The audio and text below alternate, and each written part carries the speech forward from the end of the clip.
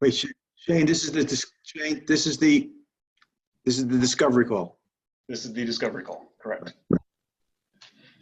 Yeah, just to let everybody know, we recorded the executive summary. That went long, so we're going to break that up into two different meetings. So there's going to be one this Thursday, and then we'll maybe try to schedule another one for next Tuesday. We don't want to torture everybody for too long.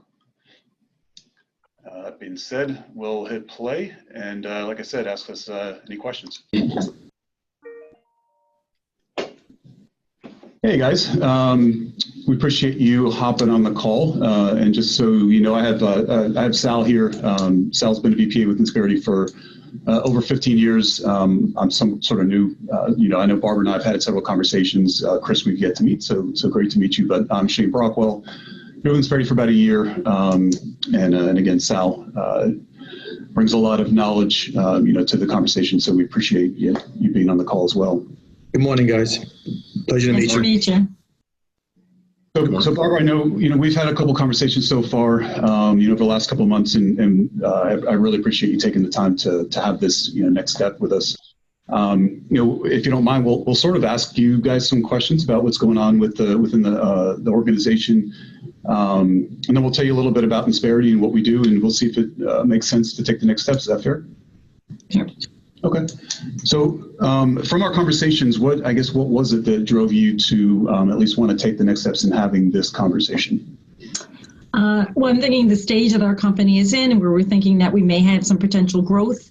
We do only have one HR person in-house, so I did want to hear a little bit more about how you can help us there, and if we grow and be different states.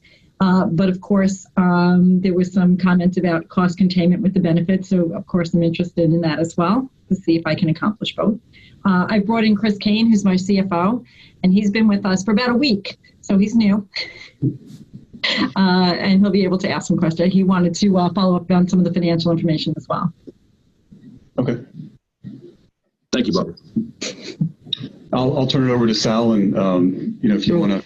We'll get to the cost containment, things along the line, but just want to kind of get a sense of the company at this point in time. I mean, obviously, things have changed over the last couple of months. So, what really has been your greatest challenge as it relates to your employees during this, this transitional time? Barbara, I can take it's making sure that. I'm sorry, Chris. Just being here a week. I mean, obviously, I think I was brought in to take care of the PPPL, square that away, because that's obviously a challenge. I think we've had some challenges going into this. From an outsider's perspective, I get to see the company through fresh eyes, right? And Barbara and I have worked together in the past, so she brought me on, I think, with a brief description of what we're looking at. But going in, I think there was some challenges that headquarters is in New Jersey. A lot of the employees are in California. There was always like a culture challenge there.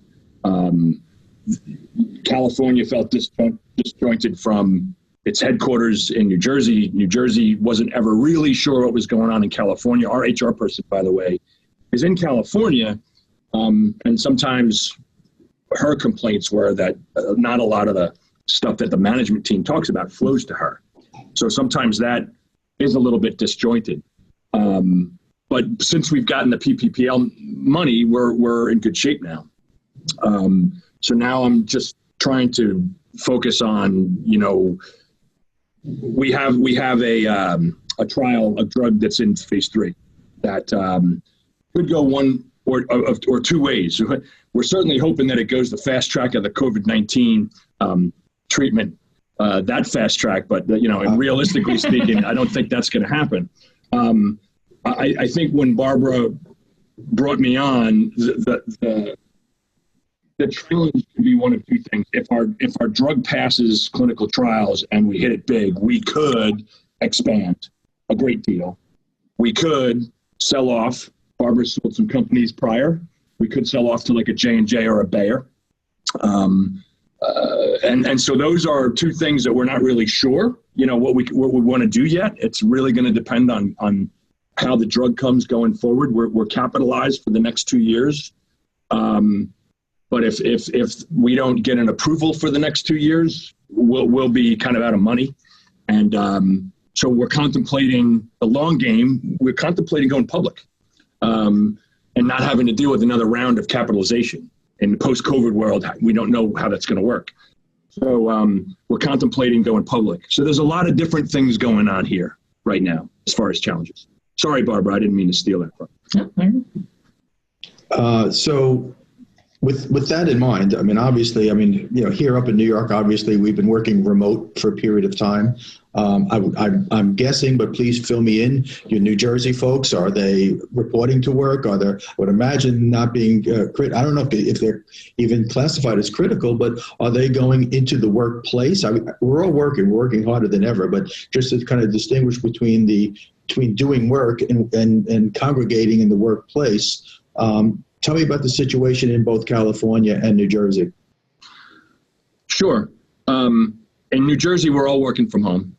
Again, just at the C-level suite, all headquarters operations, everybody's working from home. We have probably 5 or 6 different employees that are our outside salespeople. They always work from home. They travel. So that really, we haven't missed a beat. Our headquarters, we haven't worked from home before, but it wasn't a big transition. The outside salespeople, they didn't miss a beat. California lab, we are deemed critical. We are open. We have to stagger shifts. We have some challenges there because we're not used to being COVID compliant. That was a big change for us. We're staggering shifts right now. So I would say that you're right, we're working as hard as ever. We're not in the office. California is 3/4 in the office. Have you had to kind of come up with new metrics for, accountability and productivity on the fly? And, what did that look like and who guided you to that? That we haven't really had time to focus on, how to measure and how to quantify what's been going on. We're just really acting reactive right now. We are just putting out fires and figuring this out. We haven't really gotten our footing as far as whether we've analyzed whether we're doing it the right way yet. We're just kind of reacting to the situation. We're only, 6-7 weeks in. Sure. So we're trying to figure that out. Have you given any thought in terms of what you're going to look like post-pandemic? That's more of a Barbara question. Yeah, I think we're going to go back to being full staffed. That's the goal, to get everybody back in the office as soon as we can, as long as it's safe. We recognize that we're going to have to do some things to make sure that the office is safe. And the question is, how do we bring the employees back? Can they be? Do they need to be staggered? Can they all come back? And then, of course, because we're in phase 3, the hope is, right, that we're at a point where we're ready to start ramping up, doubling the amount of employees we have. And I don't think that we've yet decided where we'll add those additional employees, if it'll be New Jersey, California, or a new site. But so those are some of the questions that we're wrestling with internally. I think something that's really refreshing here is, although you guys have had to, kind of change the flat tire while you're still driving, kind of a thing, is it doesn't seem like your mindset has changed whatsoever. It just seems like, you're really just looking at this as a disruption, but really you still got your eye on the end goal. So, keeping that in mind, then what are some of the success factors, some of the critical success factors for your company?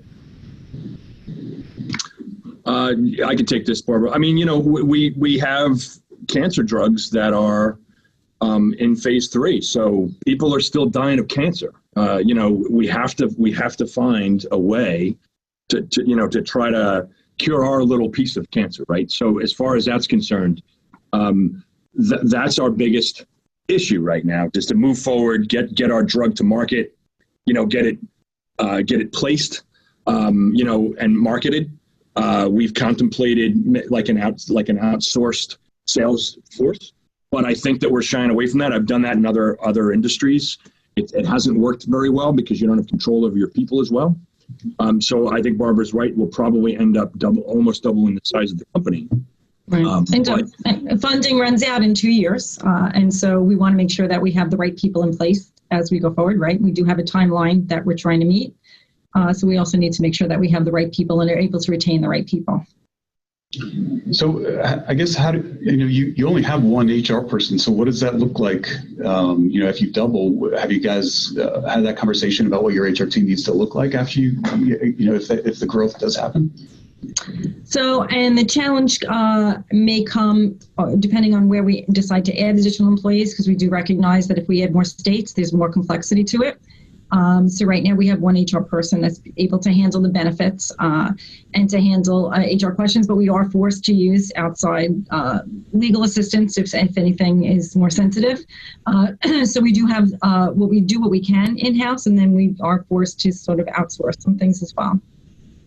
So as you're multi-state already, obviously there's a lot of different compliance things that come along with being in California, being in New Jersey, being in Texas and Ohio and the other states. You have your remote employees. So who's handling those compliance pieces right now? And do you feel comfortable that it's being done correctly in every state that you're in? Right now, our HR person is in California because California is the most complex state. I feel comfortable that she's doing a good job. But the biggest problem with her is she's getting pulled in so many different directions that she is reactive at best. And so the strategic goes to the wayside. And I'm worried that if we get more complex, more states, bigger, I don't think she's going to be able to handle it. And I think that realistically, especially if we hit a phase 3 drug, we're going to have to really expand our HR department, because she's one person for 65 employees. That's pretty full capacity right now. Yeah, she's already full. So Chris, that's pretty thoughtful and pretty thought-provoking. So you're really talking the strategy side of HR, and a lot of times that isn't even the right person that you have in place, because early stage you're really just looking for someone to handle the compliance and the onboarding and things along those lines. Let's say I could give you an HR consultant, at no charge for a period of time. Actually, if Barbara, you could weigh in as well as Chris, because you might have a different thought on that. How would you allocate their time? Let's say there were 4 specific areas, and you could add 5th, 6th if you want. But if we gave you this consultant at no charge, how would you break down their time between things like productivity enhancement, succession or exit planning, cost containment, and liability containment, and any other time allocation that you'd want to make in addition to those? Well, that's a really good question. I mean, it was well thought out. We don't really measure performance as good as we would like, right? There's no formalized system to do that here. I think maybe that's part of why Barbara is bringing me in. There's not a lot of systems and processes. And again, because of our HR person in California, none of that's getting done. So, we would probably need at least one. I mean, we're already light. I believe we're already light in the HR arena. One person per 65 in the biopharma space makes me a little uncomfortable. I think that we're tactical, and there's not a lot of strategy because we can't focus on it. And I think that if we did have this HR consultant, I'd want to start to put the systems and processes in place that would help to measure performance. We have, again, performance evaluations. We don't have a true career mapping for our employees, our management. I think that we could do a much better job there. I think that we could certainly tighten up a lot of our current systems. I don't think we've looked at our employee manual in a couple of years. We're probably due on that. That's just a few things that comes to mind. Barbara, you could probably weigh in on that. Well, I mean, you're making it sound as if what you're proposing is bigger than what we may have been thinking, right? So we know that we want to make sure that we're compliant, and we're looking at different states and there's different laws. It sounds like you're suggesting something more. So why don't you tell me, what is it that you feel that you can bring to us that's different than what we're doing now? The reason I asked that question at this point in time is there's just so many different directions we can go into and just so many different services that we could offer that I don't want to spend 2 hours just kind of feeling around in the dark. And I just was really looking for a sense of direction. So, everything you spoke on and both of you were in the productivity, performance, processes, evaluations were on the people and in terms of the proactive HR, as Chris called it earlier. And basically you didn't bite at all on spending any time on succession or exit planning, cost containment, or liability containment. Chris, we did peek at your LinkedIn. You do have a good background there. So I suppose that you feel like that's something you got well in hand. And really don't make light of cost containment. That's one of the things that, from what we understand, with your buying power and your ability, that we'd be able to contain costs going forward. Yeah, So I mean, I'm trying to understand what this has to do with benefits. I mean, Barbara said we're going to talk about benefits a little bit, and you're asking me a lot of questions about, some sensitive issues. Sure. Chris, here's the thing. Is, any PEO can handle the tactic, just the basics of HR, of payroll, workers' comp insurance, and procuring health benefits, more cheaply than you can on your own. However, the real return, it comes from, heck, you mentioned a bunch of things that were extremely pertinent. So look at it this way. We have tremendous buying power. We have, well in excess of 200,000 folks that we call worksite employees at our clients. We have in excess of 300,000 covered lives on our insurance. Our buying power is tried and true. And quite frankly, we price differently than any other PEO that you would speak to. I look at it like this as a business person.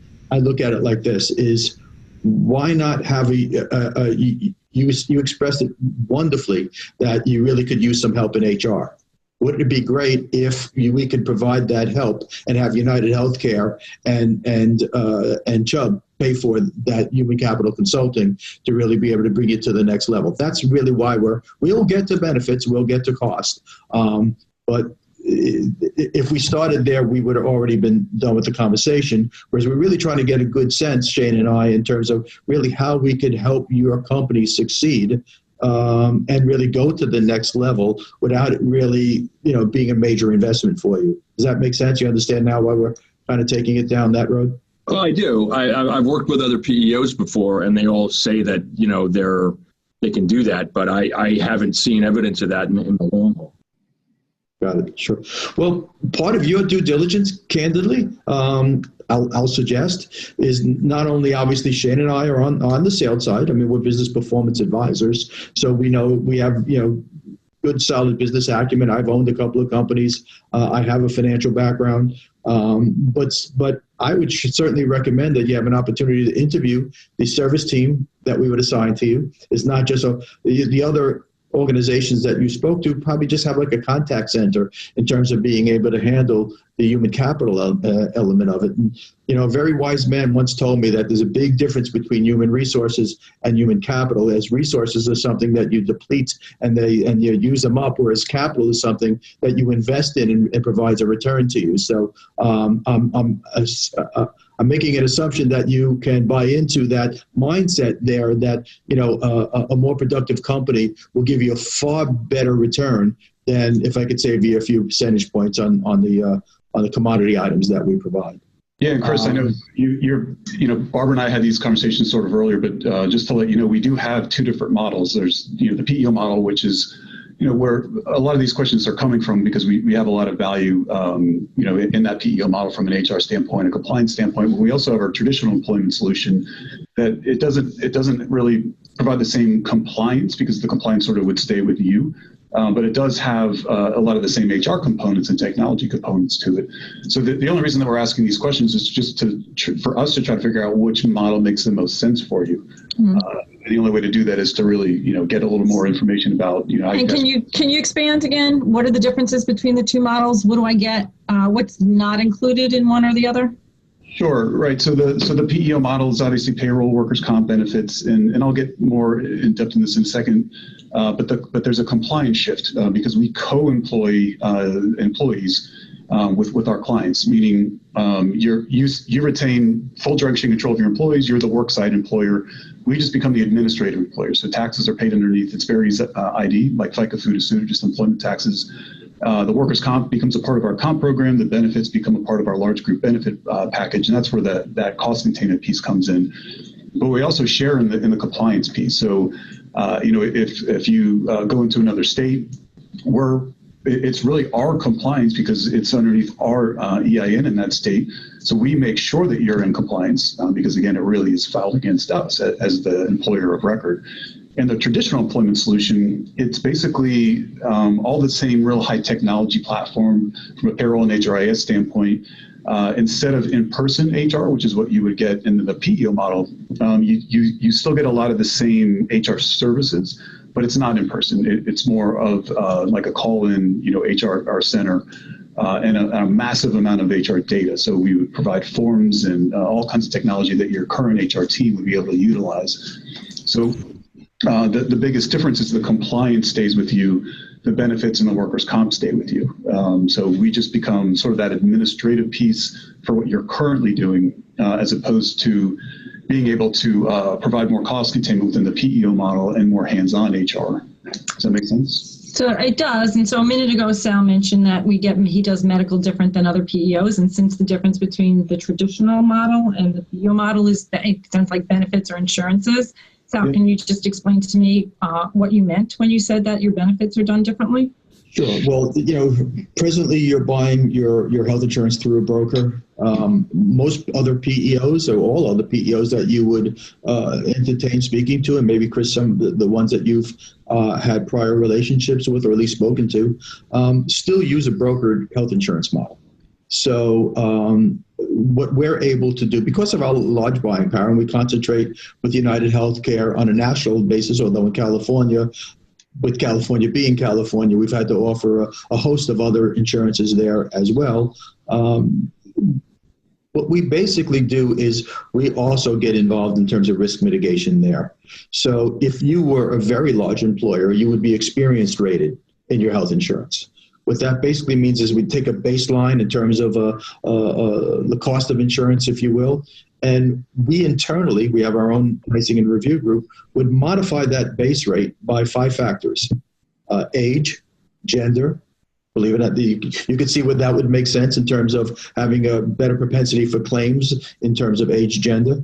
SIC code. Believe it or not, actuaries know what industries will generate more claims on their health insurance than others. Home zip code. I mean, that just makes sense, right? Doctors are going to cost a heck of a lot more in California and New Jersey than they would in, say, Cleveland. So there's a modifier for that as well, for the home zip code.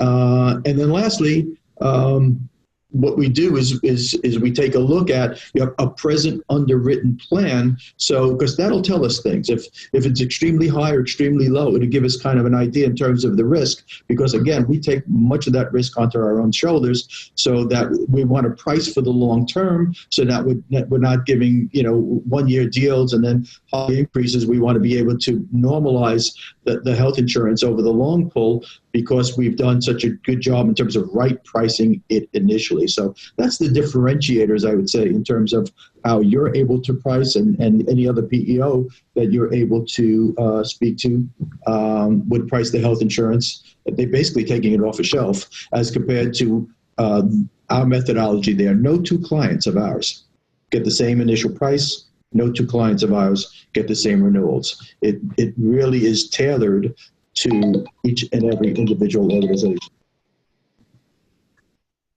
And I'm familiar with it. I've used other PEOs in the past, and I've been disappointed, quite frankly, because they seem to save you money year 1, but then year 2, number 1, I can't tell what they're charging, right? And I feel like I'm pretty good at my job. I can't tell what they're charging me, and the increases just go right back to where they were right now, whereas we're an individual company. So I fail to see why we need a PEO if the increases year to year are going to just go back to where they were. Yeah, most most of those other PEOs that you're referencing are they're just brokers. So they just broker out the plans the same way that you're brokering now. And they also use their clients' medical insurance as a profit center. So that's another big differentiator between us and pretty much anybody else out there in the space is we're not brokering medical insurance and we're not profiting off of medical insurance. So every dollar that our clients spend in medical stays within the medical plan. Where if you look at the ADPs or the Trinets or whoever else you may have been used to in the past, it's pretty much it's sort of a bucket system where they place different clients in different buckets.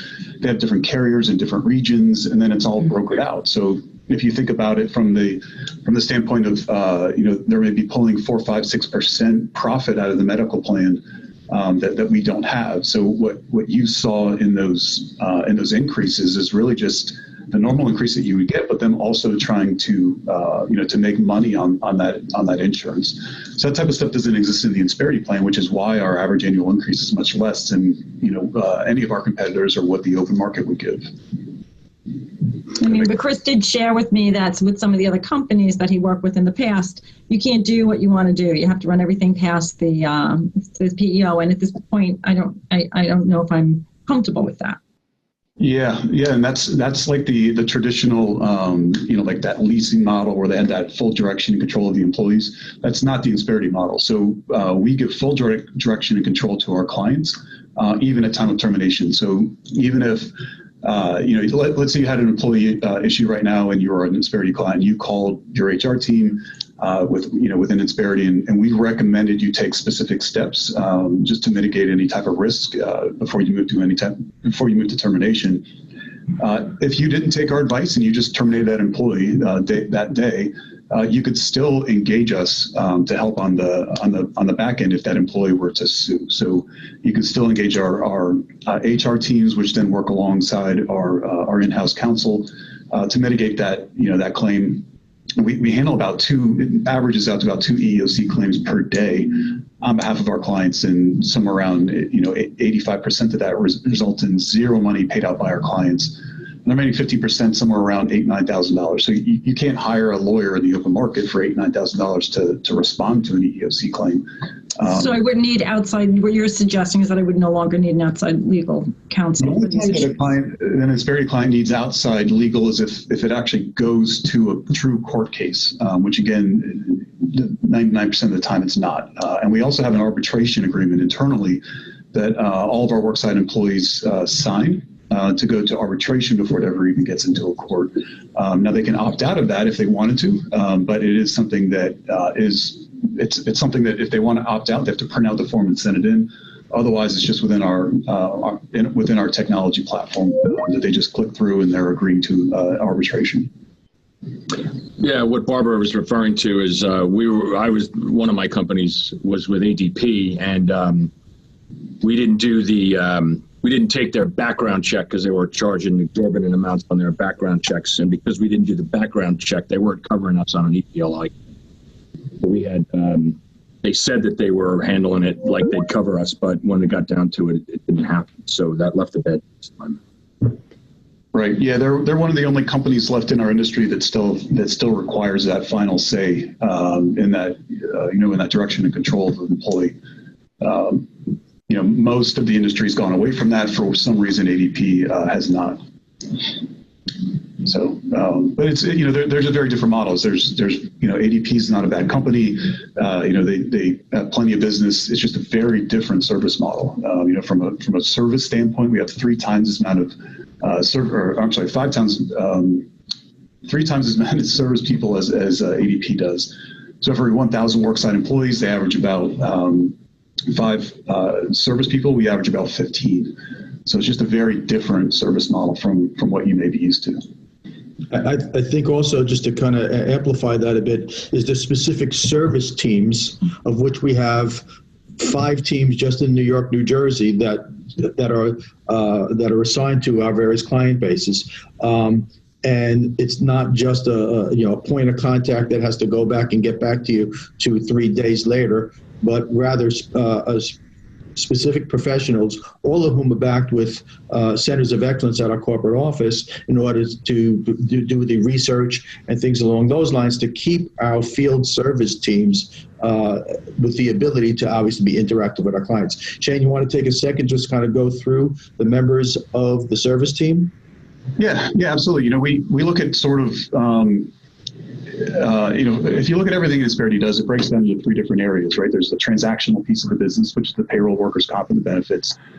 Payroll's payroll, but we're very high tech on the payroll. You get a dedicated payroll team, so it's not a call center atmosphere. It's very high tech. You could run payroll from your cell phone if you really wanted to.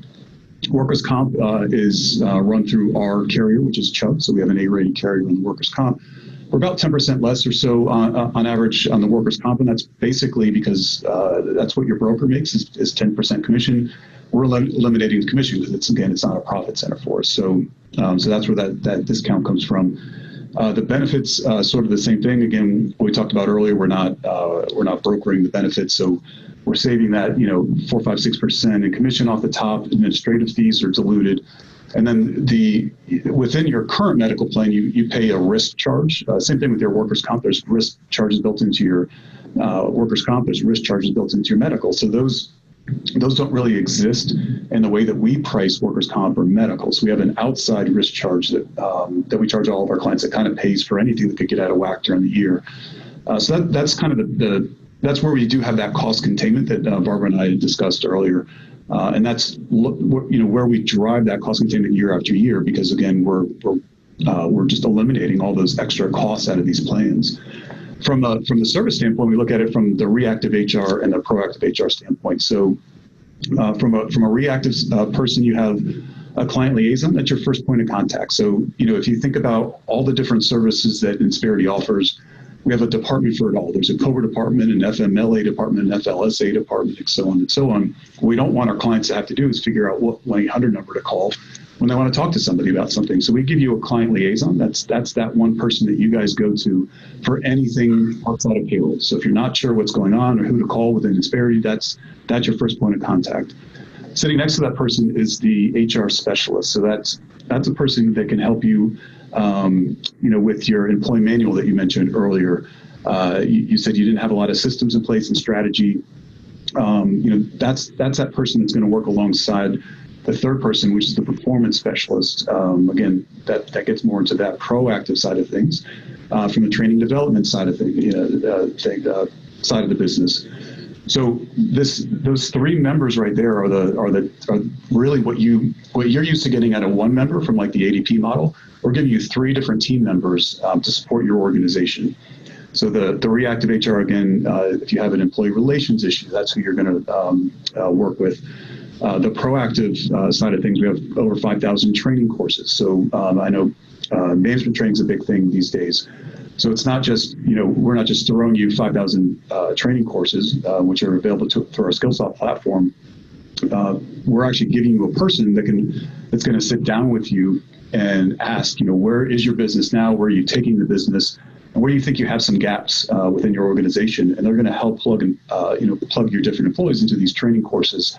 They can send you reports on when they've taken the courses, and then they can also facilitate classes on what they've learned in the courses. So, what did they learn? How does it affect their employees? Et cetera, et cetera. So it's really a full service team. You also have an HR specialist, an HR manager that oversees the team. So again, very different from maybe the ADPs that you're used to. It's 30 days or so after payroll's run and everybody's up and happy. The team's going to come out and sit down with you in person and actually develop the service plan around what you're trying to accomplish. So within the first 30 days, for instance, maybe it's a handbook, then maybe it's some training development, then we look at culture, but it's really about what you're trying to get out of our relationship. So it's not a cookie cutter, HR strategy. It's really something that we customize to what your needs are now and what your needs are going to be in the future as you grow. And then you also have a safety consultant. So probably not a big deal for your white collar people unless you want to do some ergonomic trainings, but they can definitely play a role in your lab. So come out and do some OSHA compliance, airborne pathogens. We have a lot of those online trainings as well. So that becomes a part of the overall package. So that safety person can really provide a lot of value for the lab.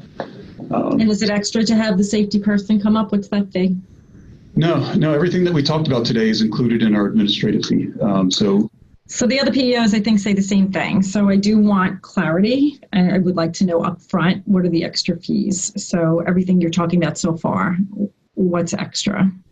Nothing that we talked about so far is extra within the co-employment model. The only thing that would be extra is if you did background checks or drug testing through Insperity. We do have different packages that you would pay for through that. But pretty much we do have an expense management program if you want to automate your expenses. But pretty much everything else that we talked about is included in in our administrative fee. So, if you were to get sued by an employee, we're not charging you extra. If you want to take advantage of the training, it doesn't cost extra. So we really become a fixed line item for HR that you don't have to worry about, because if you think about right now, if you wanted to implement some management training, obviously, your HR person would have to go to you, Chris, and say, hey, I want to do this. It's going to cost an extra $10,000 over the year, and then you got to work that into the budget. Where what we're able to provide is all this in a fee inclusive, in a fee inclusive place. So it doesn't cost extra when you want to take advantage of these. So as you grow, your needs are going to change. Our pricing isn't. So what do you charge? What is your fee? You want to take that one, Sal? So, Chris, it's a little early on for that in terms of being able to give you a specific number.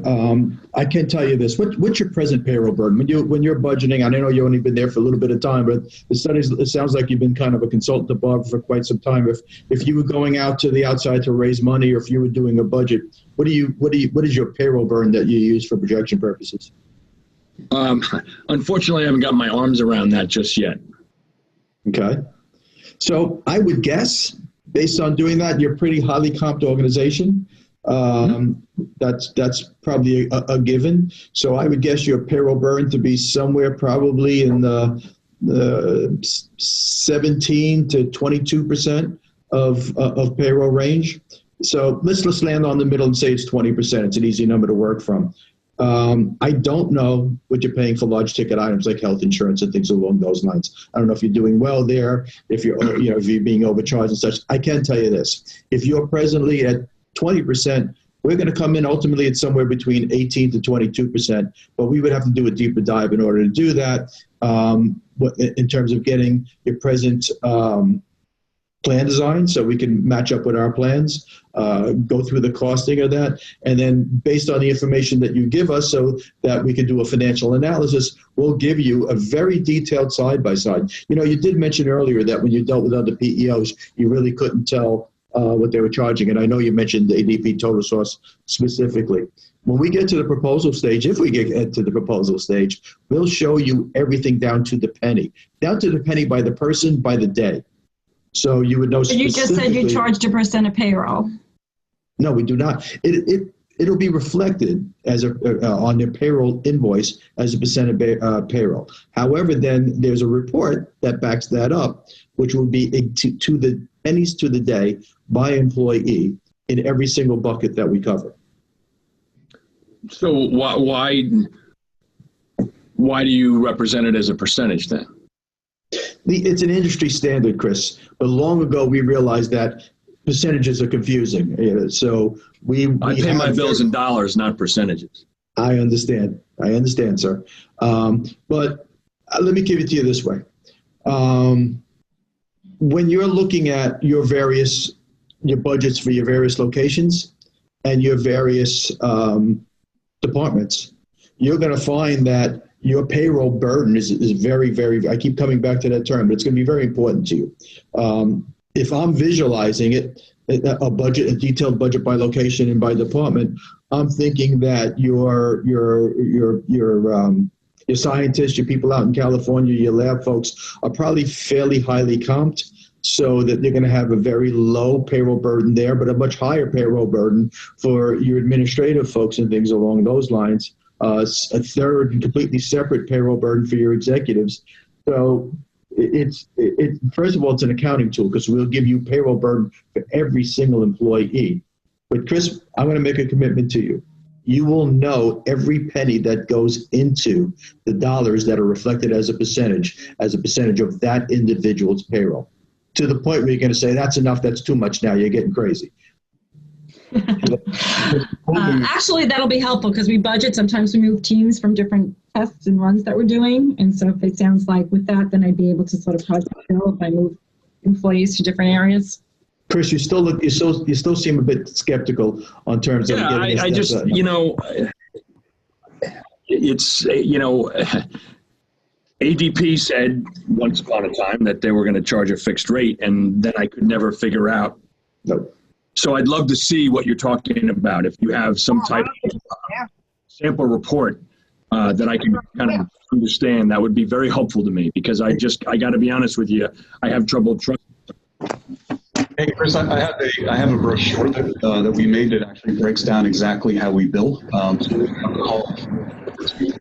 And it gives a lot of different examples of, what happens when an employee comes on the payroll, what happens when an employee comes off the payroll. What Sal's describing is we're the only company that charges per employee per day for everything. So are you a bi-weekly? Arrears, Chris. In arrears. Right. Are you bi-weekly or semi-monthly payroll? Semi. All right, so I'm assuming you pay on the 15th and the last day of the month, something like that. So let's take the 15th. Let's say that's your first payroll with Insperity. What happens is we front all of these costs on your behalf for the upcoming 15 days. And, Health insurance. right, exactly. So taxes and workers' comp are the only two things that we charge as a percentage of payroll. That's just because that's how they are charged. Everything else is a fixed dollar amount in our world. So what happens is we front benefits, workers' comp, taxes, everything for the upcoming 15 days. And then we calculate per employee per day what you've utilized in all these different services, and then we bill you in arrears. So it streamlines all your cash flows. You're not paying upfront for medical insurance and then getting that money back from the employees. We're actually giving you that money upfront, and we're only charging you after you used it. So if you have an employee that left 3 days into a payroll, the day that employee leaves, everything stops. Taxes stop, workers' comp stops, the company's portion of medical stops, our administrative fee stops, and then the employee's given the option for COBRA and everybody moves on. So there's nothing to ever reconcile. It all happens in real time per employee per day. But again, everything is fixed except for taxes and comp, again, which are charged as a percentage of payroll. Well, that does sound a lot easier than my experience, but I'm just going forward, I'm going to need to understand that very well in order to make a decision. Yeah, to Sal's point, We wouldn't expect anything other than that. I mean, that's, again, should we, and I hope we do get to the proposal stage, we will show you everything that granular. So not only will you have an understanding of it, you can absolutely budget for it. The only thing I can't monetize for you is the difference between paying your health insurance 30 days in advance and not being able to get it back, as opposed to someone leaves on the 2nd, you only pay 2 days of health insurance. I know that's a positive variance, but I have no idea how to monetize that, even if Well, it's cash flow. I mean, sometimes cash flow is an issue for us. I mean, we're heavily capitalized now, but in the past, it hasn't always been the case. So Sure. anything that helps our cash flow is going to help the company, obviously. Again, there's no other scenario I can think of where somebody else is going to front your health insurance bill and then just charge you by the day in arrears, whatever your pay cycle is. Yeah, and just because it's something that you mentioned earlier, if you were a client, at this time during the PPP, because everything's run underneath Insperity, our clients were really able just to hit a button and get a report on everything line item that needed to be filed to get the PPP loan. So when the president signed the bill on the Friday, we had that report ready on the following Tuesday night. So our clients were able to pull that report within just a couple days of the bill being signed, and we made their lives much easier than in the outside market trying to figure it all out on your own. Yeah, we weren't able to get funded the first tranche. We only barely got funded the second, and that's a real pain point for me. I bet it got nerve-wracking, Chris, because the word on the street was that they were running out of money. So, I felt like I was playing musical chairs, and the music was going to stop. Gotcha. Yeah. Pretty good analogy. I mean, obviously we have references available. You familiar with Total Source? We can put you in touch with, clients that were with Total Source before and their experience with us, especially during that period of time when everybody was really feeling the pressure to get the reports that they needed for the PPP. So we're getting pretty close to the hour that we had set aside for this meeting. Do you guys have any other questions that we could answer at this point in time? The one thing is that everybody promises this rose garden, right? And you mentioned that you have these teams. So Chris mentioned some of the frustration was that he would call with a question and he wouldn't get his answer very quickly. And so I want to better understand what the service response time is. You mentioned these teams that are available to us. You mentioned that there's 5 in the New York area. I don't know how many clients you have, but what's that conversion to me? What is our response time going to be? So they commit to a 4-hour response time from a question. But here's the thing. Shane and I are business performance advisors, but we're on the sales side of the house. What most folks will do, but this is part of your due diligence is, if you were going to hire another HR professional, you wouldn't be interviewing the recruiters, you'd be interviewing the candidates. So consider, Shane and I's role kind of similar to that is I'd actually offer you to interview one of the service teams, so you can ask them directly response time, maybe even take them for a test drive. If, right now, I'm sure that there's been some things in transition. Maybe there's an employee who's refusing to go back into the lab, and how would you handle that, something along those lines? So why don't we set up, as part of your due diligence, an opportunity for you to speak to some key members of the service team, and also to for you to interview them, ask the hard questions, and maybe give them a challenge, throw them a challenge. We're not looking to charge you for that. We're just really looking to help. But we're that confident in the difference between us, certainly our service teams, and anybody else in the marketplace, that we actually would like for you to take that step. Part of our due diligence is we're going to more than likely do a safety inspection, more than likely in these times over the phone. Chris Barber, don't know who would be the right person to speak to, but there's obviously due diligence on both sides. And should you become a client, you'll actually appreciate that because of the way we price, because of the way we procure medical. We're going to do a fairly deep dive on you folks. We're going to ask some hard questions. We urge you to do the same, both from our service team and from Shane and I on a go-forward basis, but we want this to be the right decision because typically it's a very long-term decision for our clients, and it really has to work. It has to be not just based on the commodities, payroll, benefits, workers' comp, but also based on a good feeling that we truly would partner with you in terms of these kind of crazy times right now. Thank God you're not majorly affected, but there's going to be some changes on the horizon.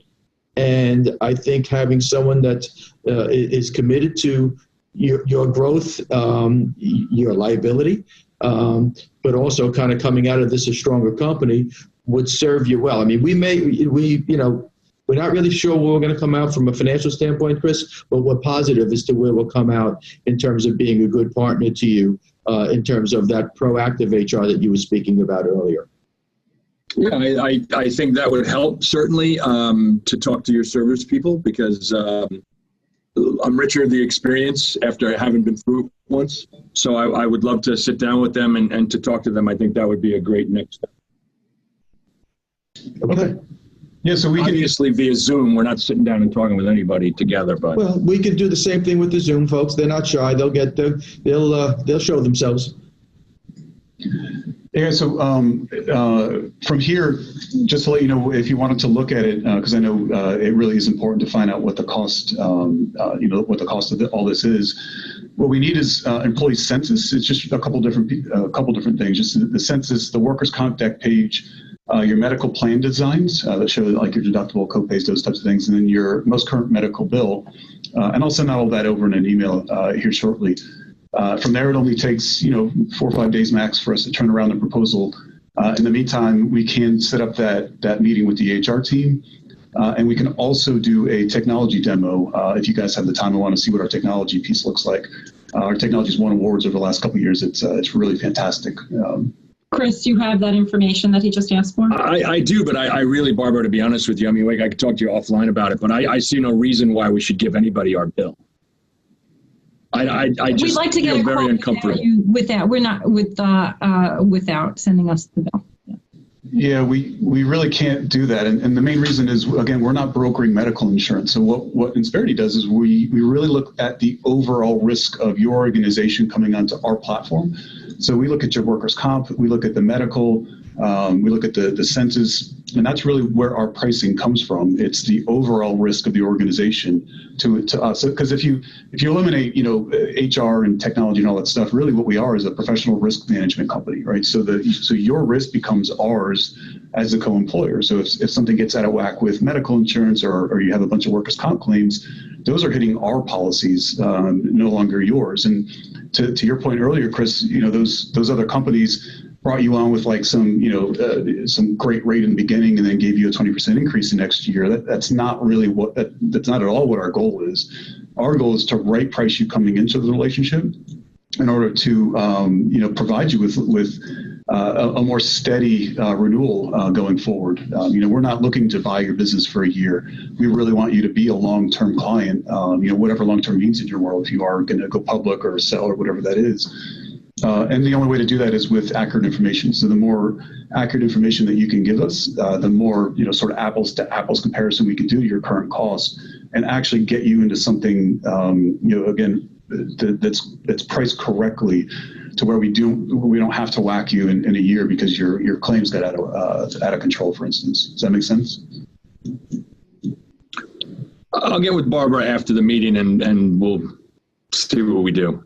Chris, I just feel very uncomfortable about sharing our invoices. Chris, it's not the first, in 15 years, that's certainly not the first time I heard that. Let me just add a couple of more things to that.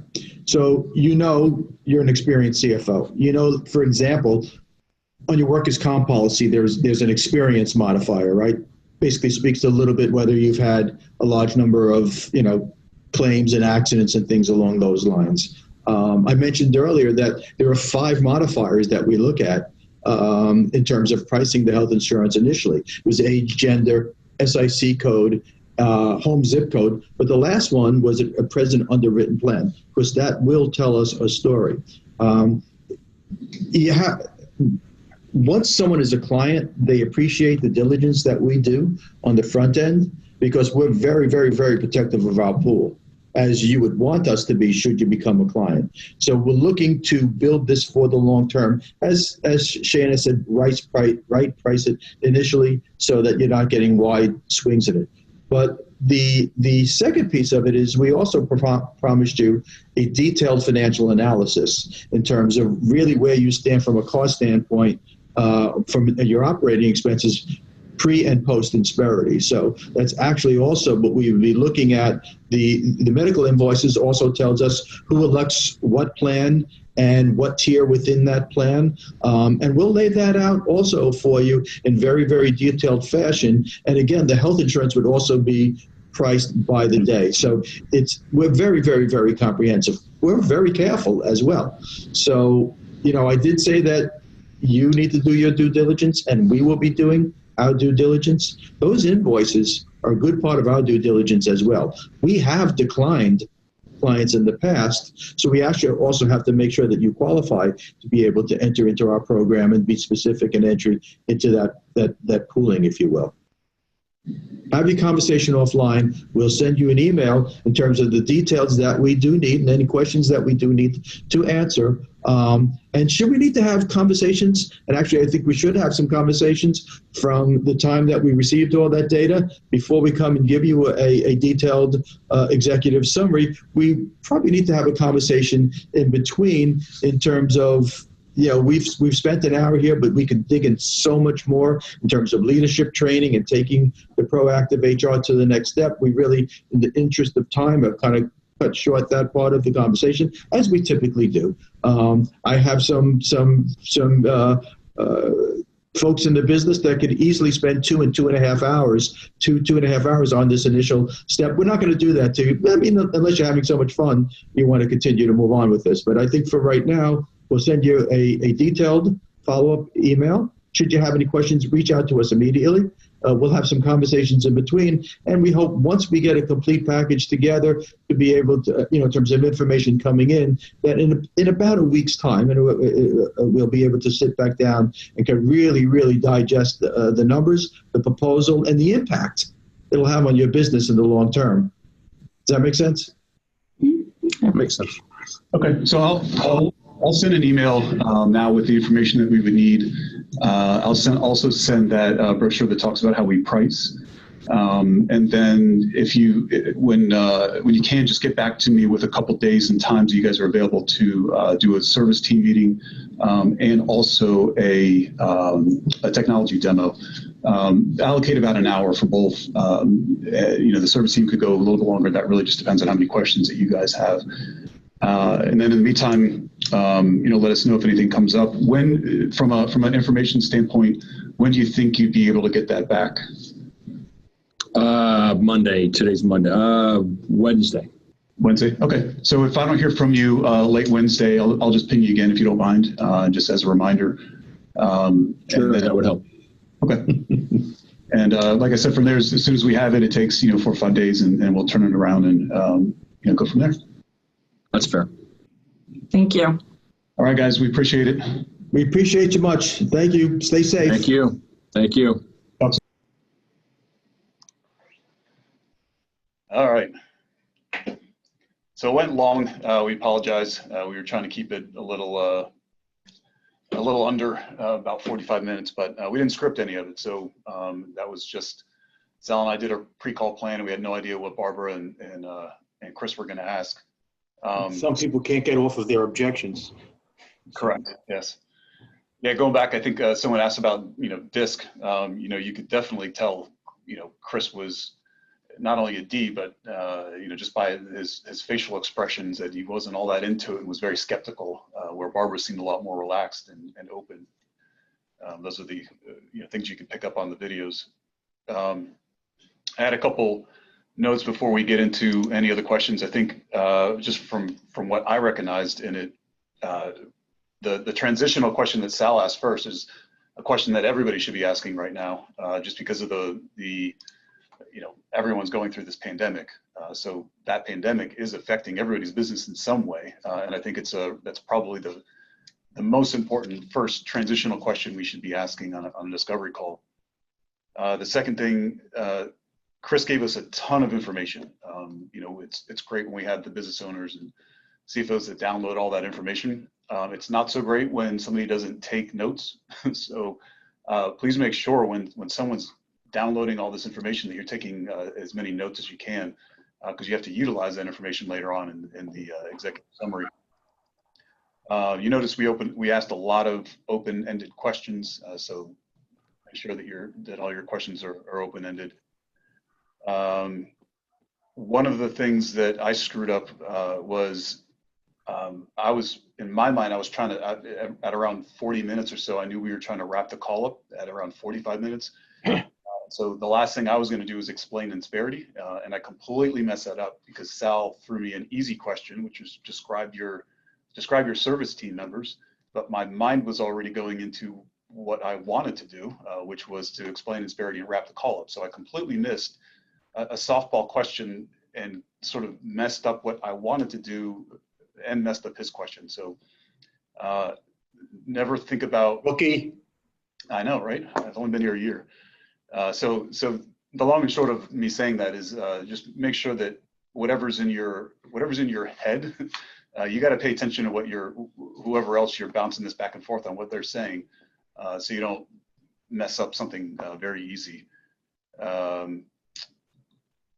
We brought up risk a couple times in the call, so that's important. I think if you can fit it in, and it seems like a good thing to bring up risk in the discovery call, because it makes it an easier conversation when you get to the executive summary or the next conversation. And those are my notes that I picked out of it. So what else do we have? What I was going to add to that is, the whole reason we're doing this obviously is to build some business acumen, but also to get some practice in during a downtime where we're not having as many discovery calls as we're used to. Let's not get rusty.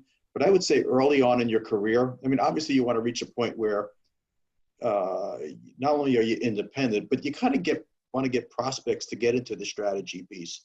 And, if you just take notes, if you would just, as the partner, as I'm talking, you're just taking notes as to what the prospect said.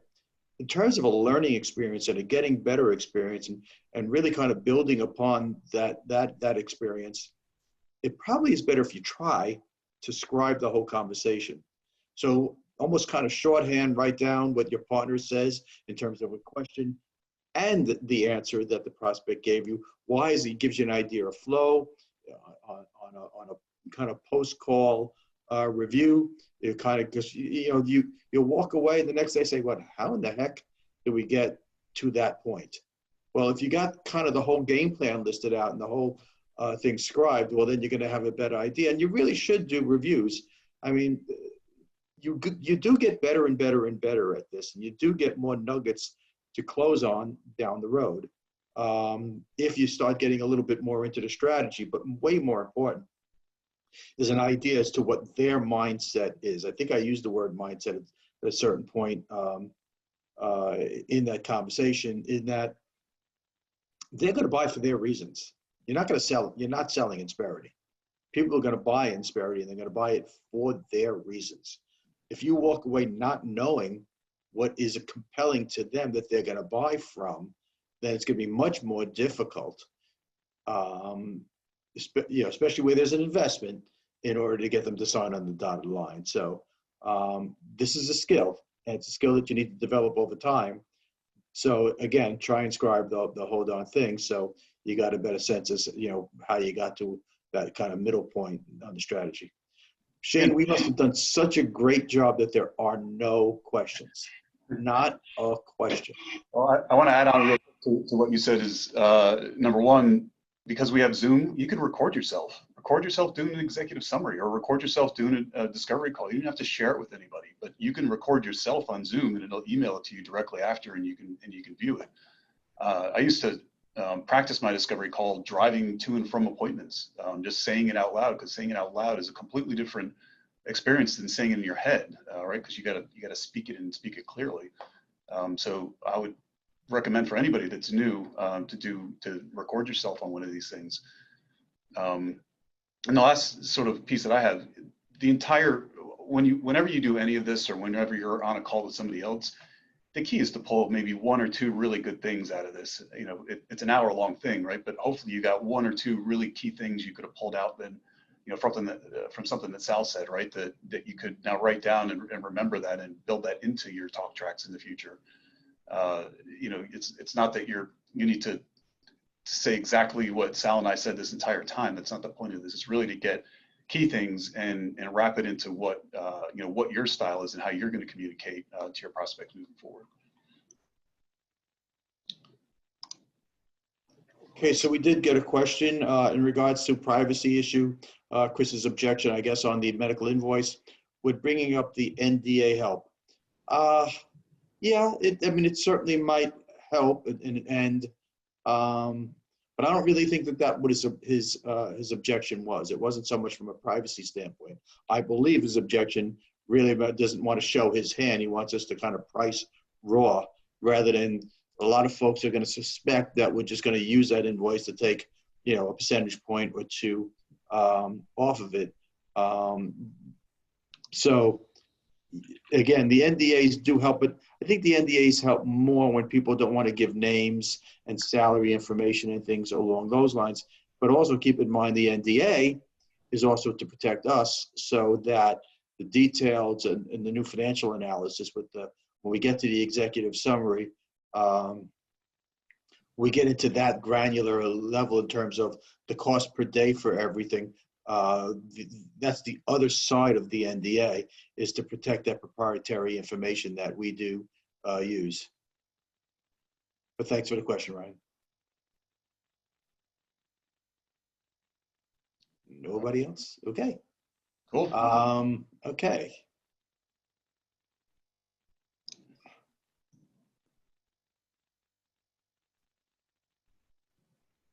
Yeah. Colo, those were definitely one of the more difficult objections is on price. certainly, and how we, you know, and how non-transparent people in the industry can be. And, you know, also not just refusing to give invoices. I think I told everybody on the pre-call planning that when the disc question came up, that heck, it didn't need to be face-to-face with Chris. You know, that was definitely not a normal discovery call, because usually I at least get an opportunity to inject some humor, but with that face, there was no opportunity for humor whatsoever. You just had to say serious on a high D level, which is fine. So Joe Stable says, I like the differentiation of human resources and human capital. That is Keynes' point. That's why I said a very wise man. I was trying to see if I could even make him come out of roll and crack a smile. Couldn't even there. I thank you, but I don't own that. I will own it now that I gave Kane credit for it once, but that actually was our stoic CFO's line. And I stole it and then threw it in his face. Which is why it's so important to hear multiple people do this, because you can steal these lines from everybody and again build it into your own. You know. Right. Give credit once, then own it. Yeah, exactly. All right, that was it. We appreciate it. We're going to do the part of the executive summary on Thursday, and then we'll break up the other part for sometime next week, so we don't kill you guys with. We try not to go over an hour, but we did here. Any other questions as you guys think about this later on, shoot us an email, let us know. Thanks, everyone. Nice job, guys. Thank you. Thank you.